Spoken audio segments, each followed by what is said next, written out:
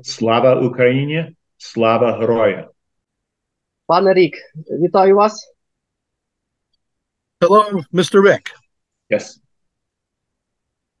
Хочу перш за все подякувати вам за те, що ви погодились зробити інтерв'ю. First of all, I want to thank you for agreeing to do this interview. Oh, it's an honor. To його honor. Пане Мирон, я вам хочу подякувати, що ви будете перекладати нам інтерв'ю. He just thanked me for translating. And I thank you as well, Myron. Thank you. Він також подякував мені. Так.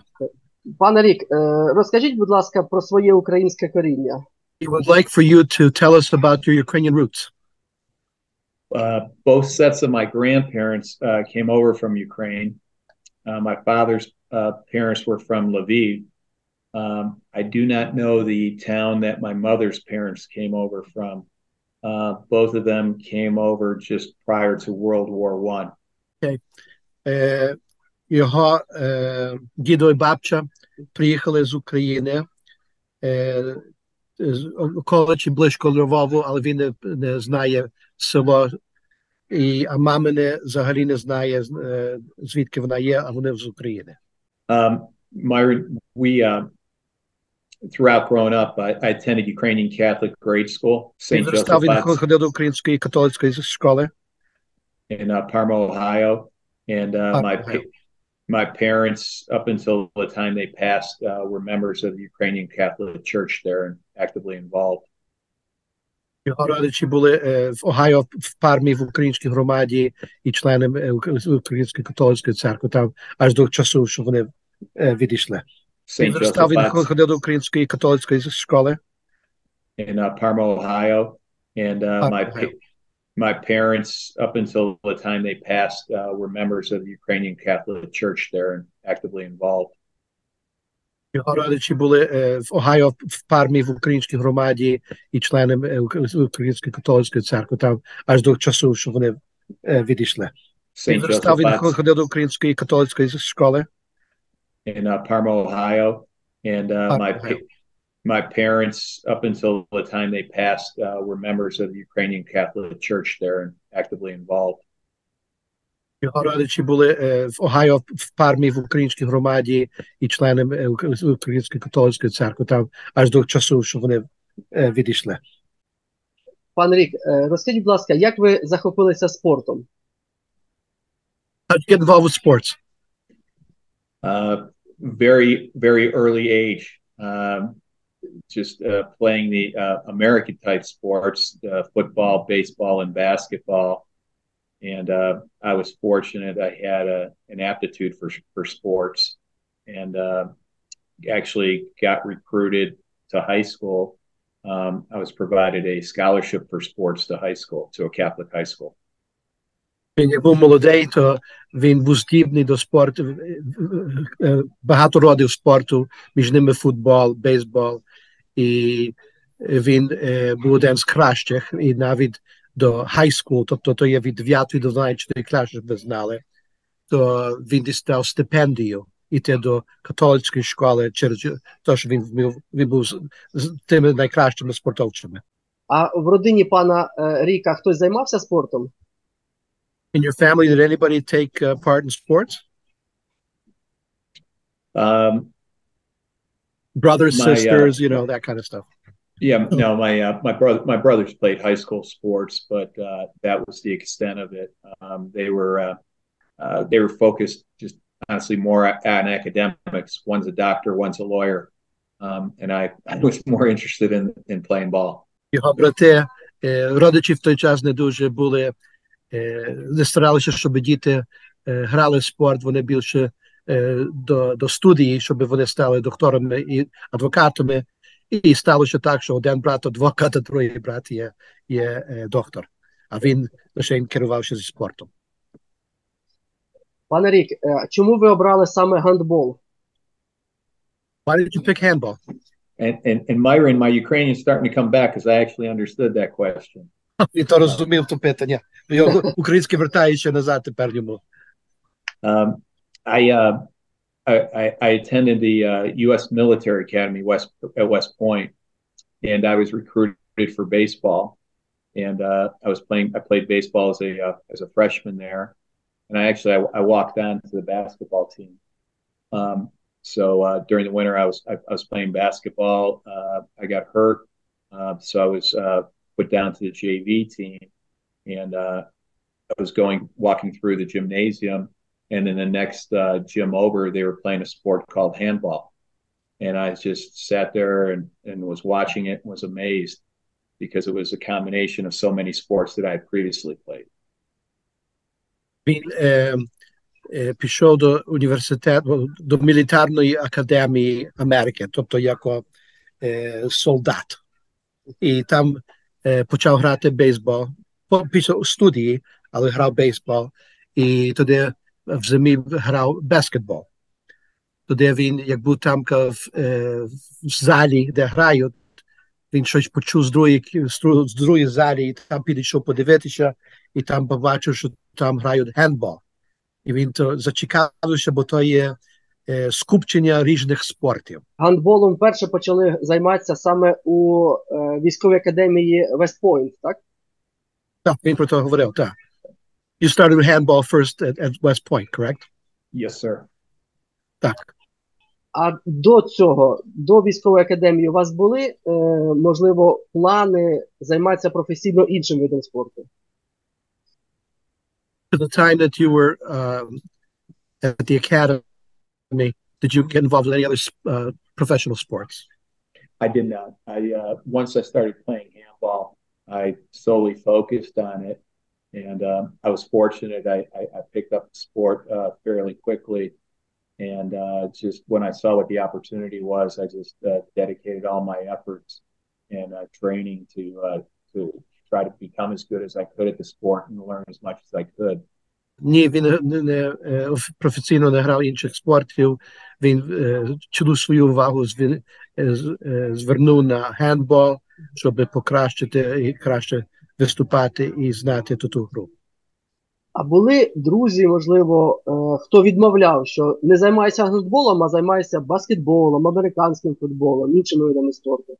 Did your friends take part in other sports at West Point? Beside, and did they join handball or did not? It's kind of a different question. I'm not sure. Yeah, well,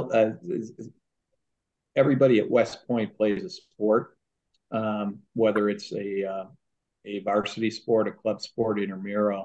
For instance, my roommate, he played lacrosse, but I had a number of friends who, very good athletes, whether they were previously basketball, football, baseball players that ended up playing handball because they enjoyed the sport so much. З тим, що вони мали кімнату разом в школі, то він грав лакрос. Других його товаришів, що він запізнав там, то вони в Вест-Пойнт кожен грає якийсь спорт.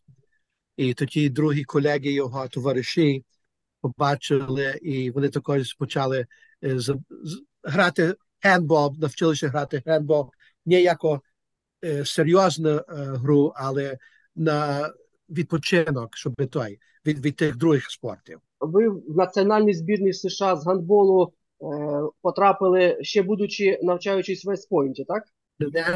In handball, did you play on a national scale? Yes, I did.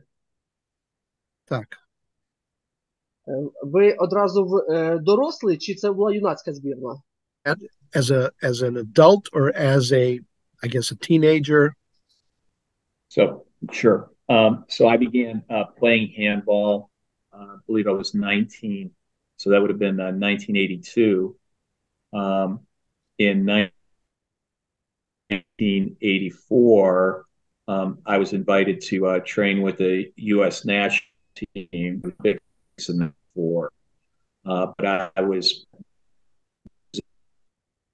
like or have time away from the military academy to do. But I was that my як він мав 19 років, тобто в 2002 році, то він мав нагоду на тренінг з національною командою США. Але він був солдатом у війську, багато не міг попрацювати, тренінг з ними відбувати.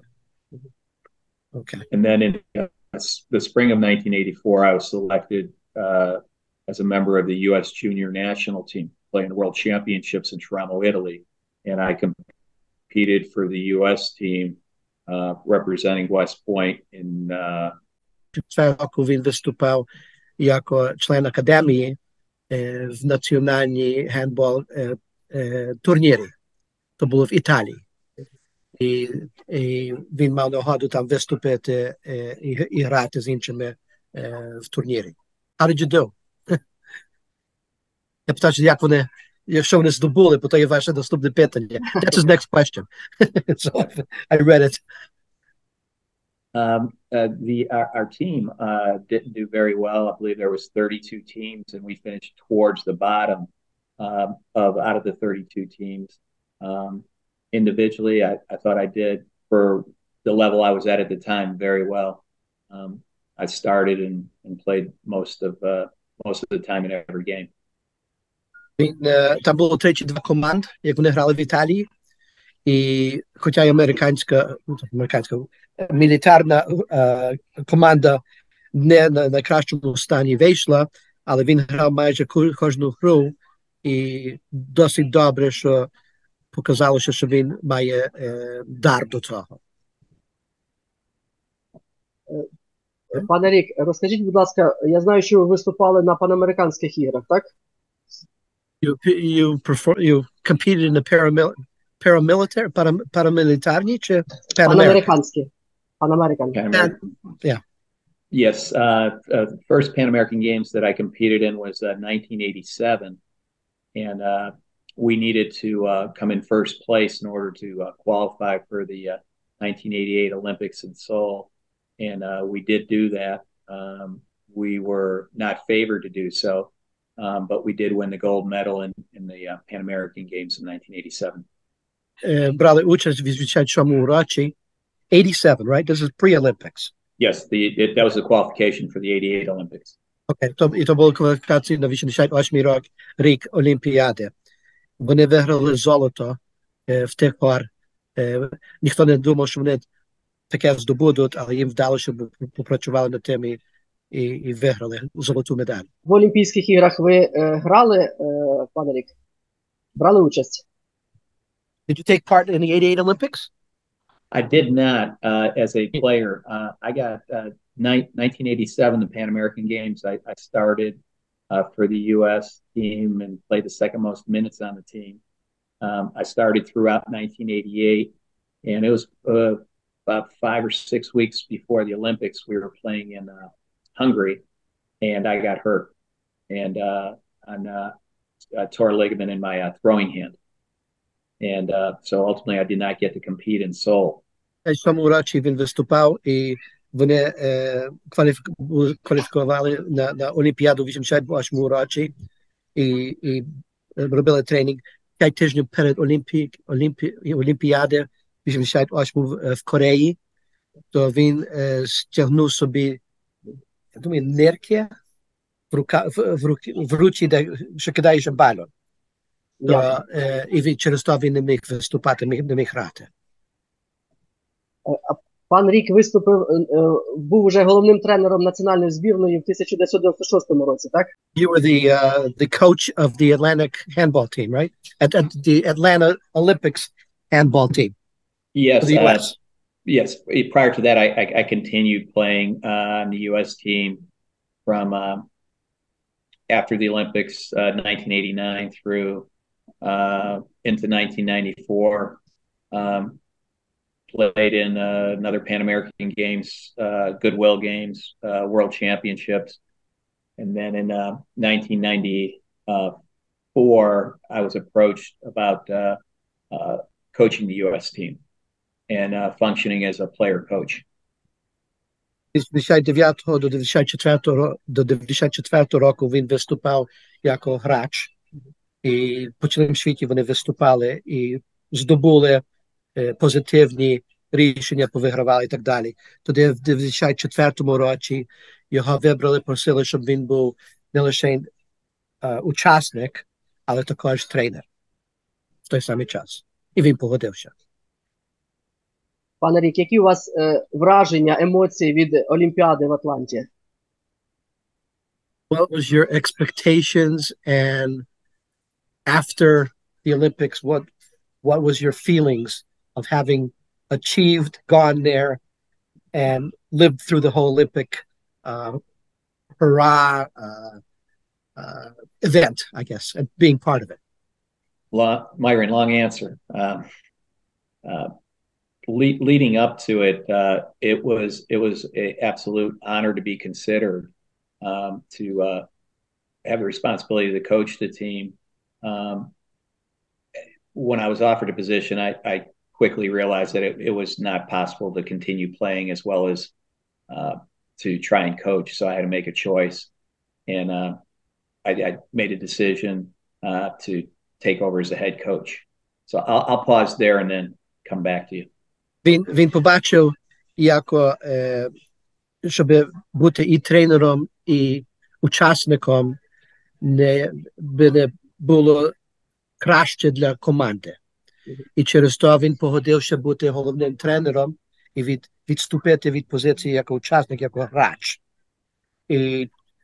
Бо то багато більше зв'язано з тим, ніж щоб оба позиції би не вдалося йому, і він би не міг ані то добре зробити, ані то добре зробити. And so the expectations when I took over were not very high. The U.S. had always had foreign coaches and had not met with really any level of success. And I'll pause there. Думка була така, що США далеко не зайде, бо перед цим були все тренери з інших народів і не досягнули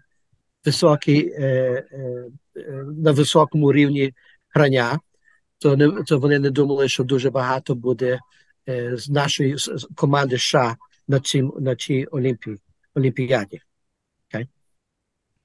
So having personally always played for foreign coaches, I believe I understood the tactical and the technical aspects, but I changed the way the United States played by trying to take advantage of the athleticism and the speed of the athletes. So we played a much more up-tempo game. Він все під час тренінг, його всі тренери були поза кордоном Америки, що Олімпійських давали їм тренінг.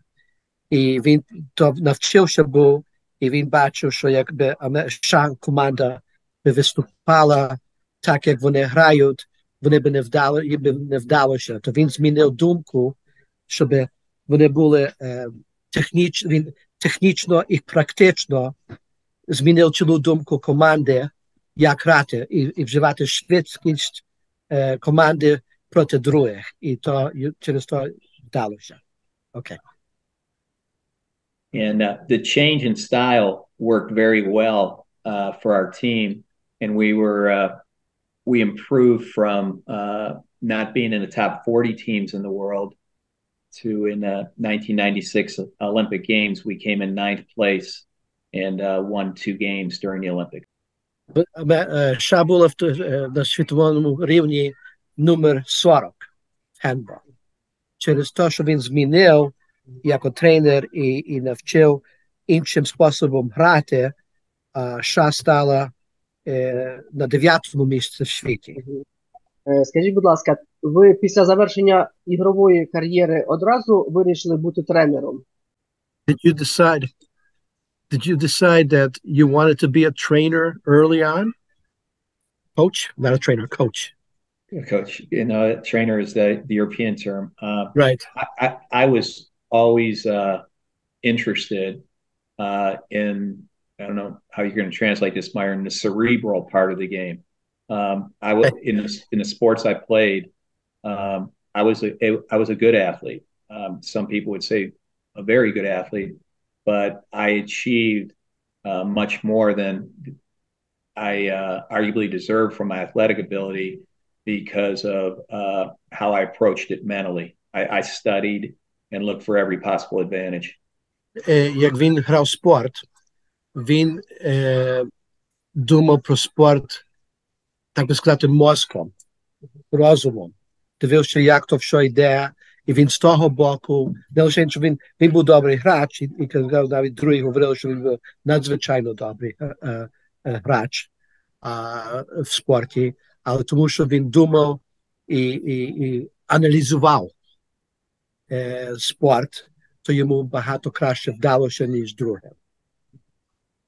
Basically, I said you analyzed it. I guess was cerebral would be kind of analyzed the sport, correct, the game, the moves, things like that, right? I got that correct? Okay, так. А ви, коли були гравцем або тренером, ви зустрічались з українськими гандболістами?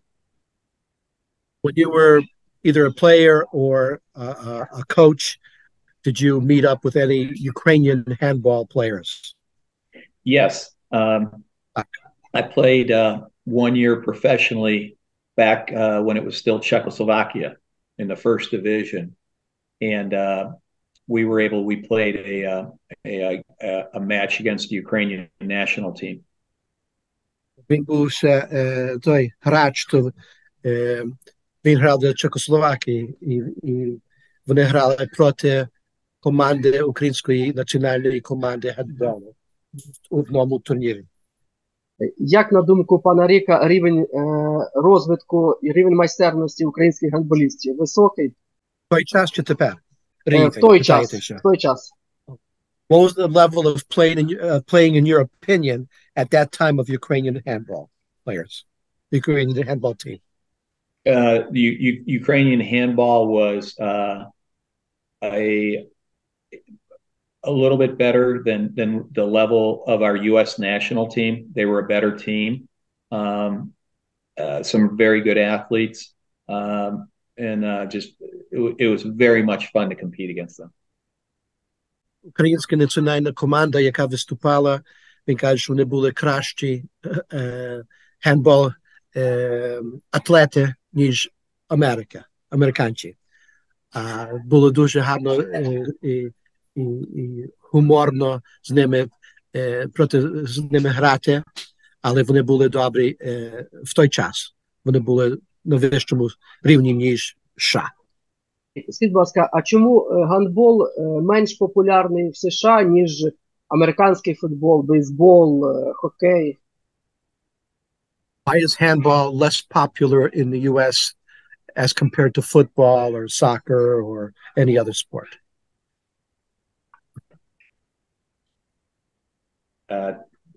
I would put it two factors, or maybe possibly three. Number one, exposure. Many people have not seen the sport. Number two, TV. All the other sports are widely promoted on TV. And number three is there's so many choices for so many different sports that handball competes with. Okay. На його думку, нема покриття спорту, так як є в інших спортах. Також нема на телевізорі, де кожний спорт є репрезентований на телевізор, але гандбол нічого нема. І what was the third one? I'm sorry? The third one is so many other sports that it competes with. Choices. Є багато до вибору інших спортів, і діти переважно йдуть до інших спортів, бо бачать на телевізорі, або бачать і знають про тих інших спортів, а дуже мало знають про гандбол. А який рівень розвитку зараз гандболу в США от зараз? In your professional opinion, what's the level of play of the U.S. handball team? The U.S. just completed playing in the World Championships and was able to win a couple of games. And they were able to do it primarily through using dual citizens, people who live predominantly in Europe, but through their parents have an American citizenship. the level in the U.S. is still below what it needs to be for players living in the States, but more and more international players are now playing for the U.S. team. Сьогодні більше інтернаціональні атлети грають для Америки, бо мають як це називати, мають паспорт грати для Америки і до свого народу, бо то дозволяють. І через то Америка має, але рівень американців є дуже низький, бо нема того зацікавлення і нема підтримки, так як в інших країнах. Рік, ви після завершення тренерської кар'єри не покинули спорт, а зайнялись бізнесом у спорті, так? Once you stopped, I guess, coaching or after the Olympics, you never left doing something with sports, and you still continue to do that? And what are you doing with sports? Once the Olympics completed in '96, I was offered a 4-year contract to continue as the U.S. coach. And I had opportunities as well to go coach in both France and Kuwait. And I made a decision that I didn't see coaching handball for the rest of my life. So I decided to focus on developing my business career. And so I literally broke away from handball, focused on business, ultimately got married, have a family, and got involved in coaching kids sports, predominantly baseball, basketball. Він мав нагоду після Олімпіади, він був тренером американської команди і мав нагоду в інших країнах. Але він в той час сів і подумав над тим всім і вирішив, що його майбутнє вийде краще з тим, щоб він розбудував свій бізнес. І він в той час також женився, мав дітей. І сьогодні він є тренером бейсбол і футбол, right? Бейсбол і футбол? Basketball. Basketball і бейсбол. Він сьогодні є тренером цих дітьми, які грають по школах або по клубах. No handball, huh? You're not training handball?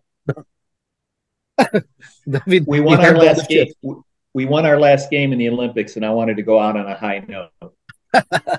І каже, він виграли останню гру в Олімпікс, і є нічого, що може то перевершити, то він хотів на високому рівні вийти з спорту. Окей. That was a great answer, by the way. Дуже добре відповідь. Дуже добре. Дуже добре. There you go. Пане Рік, ви, напевно, слідкуєте зараз за політичними подіями і знаєте, що в Україні війна йде зараз, так? Нам в Україні дуже потрібна думка і кожного на підтримку.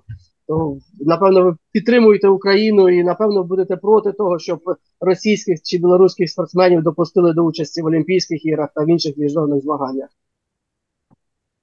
You obviously are well aware of what's going on in Ukraine with the war and everything else, and you know, he's wondering if you're supportive of the movement that's out there now to not allow Russian athletes and other countries, Belarus specifically, to not be able to take part in the Olympics. And he's wondering if you're a supporter of that thinking or not. I support it 100%. As a before I get into the Ukrainian part, as a former U.S. military person, I've been disappointed that we have not provided the equipment to proactively defend Ukraine, and we've done it incrementally over time over the last year.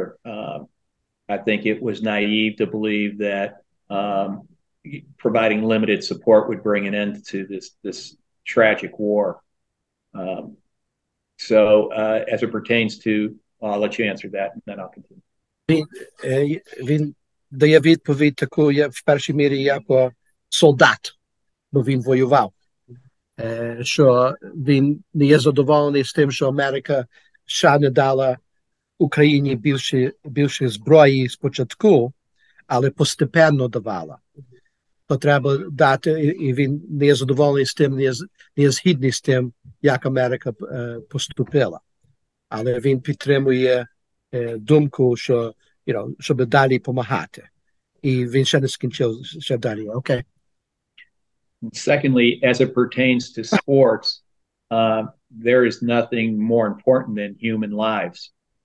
And the unprovoked attacks on Ukraine trump, in my opinion, anything at all that has to do with sports. And I stand 100% behind the country of Ukraine's position regarding Russian and Belarus athletes. And if I was in their shoes, I would decline to compete against them. Щоб страти людину, то є неможливо, щоб людей забивати. І до певної міри каже, що він підтримує те, що Україна не хоче через те, що відбувається, грати чи виступати проти російських і білоруських спортових олімпійських атлетів.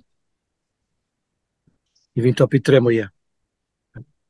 And lastly, I absolutely, my family and my friends, we stand with and support Ukraine. We have a Ukrainian flag in our yard. We have bumper stickers on all our cars supporting Ukraine.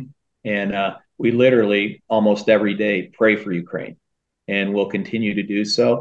And we're also praying for the Russian people, because I truly believe that they must not understand what they're doing.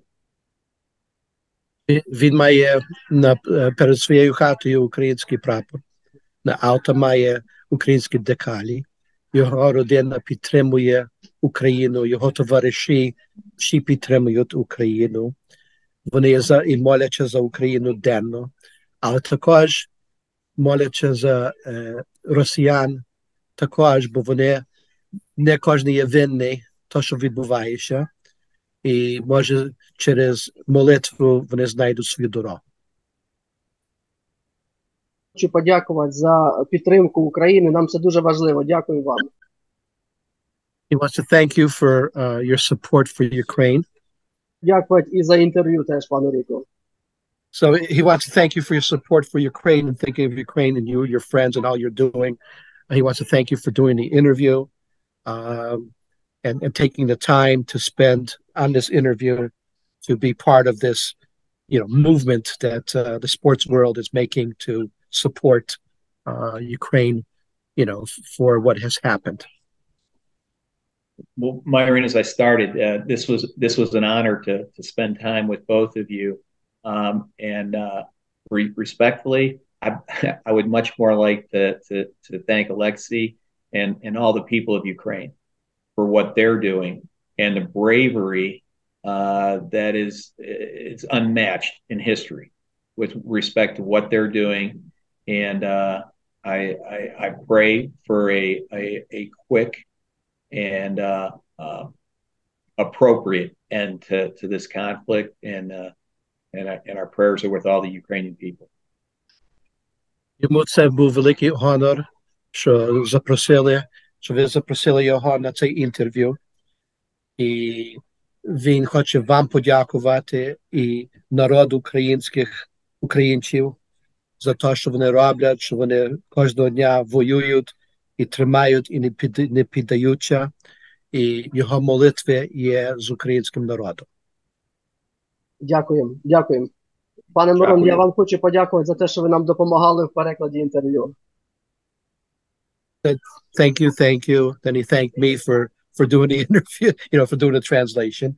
And Absolutely. And if you can hang out for a little bit,